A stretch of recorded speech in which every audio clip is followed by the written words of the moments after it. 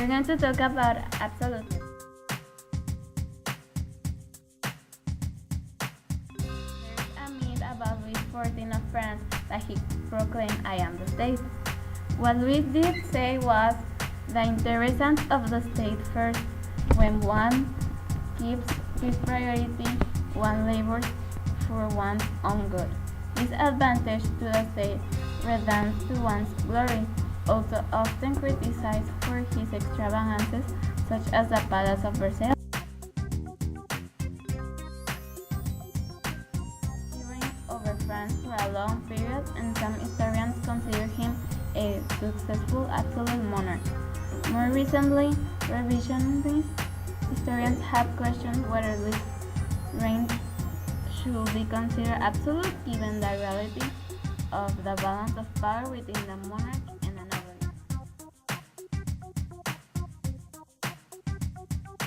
King of France concentrating his personal legislative, executive, and judicial powers. He was the supreme judicial authority. He could condemn them to death without the right of appeal.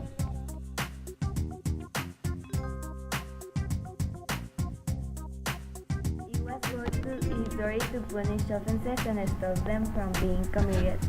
From his judicial authority followed his power both to make laws and to annul them. Throughout much of history, the divine right of king was the theological justification for absolute monarchy.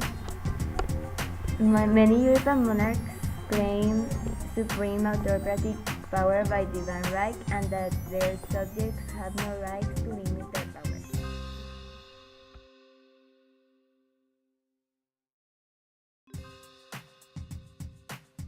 There is a considerable variety of opinion by historians on the extent of absolutism among European monarchs.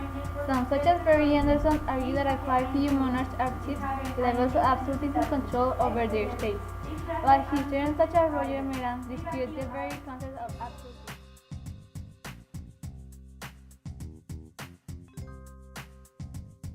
In general, historians who disagree with the application of absolutism argue that most monarchs labeled as absolutists exert no greater power over their subjects than any other non-absolutist rulers.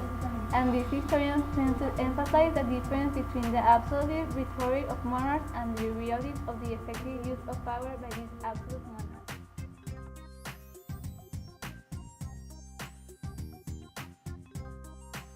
King VI of Scotland and his son Charles I of Scotland and England tried to import this principle.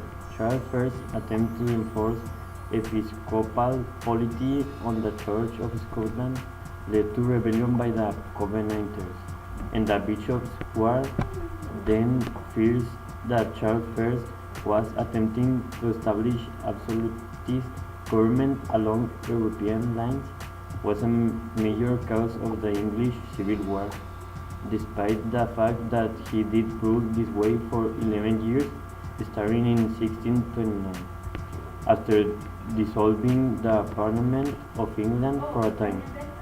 By the 19th century, the divine right was regarded as an absolute theory in most countries in the Western world, except in Russia, where it was still given credence as the official justification of the Tsar's power.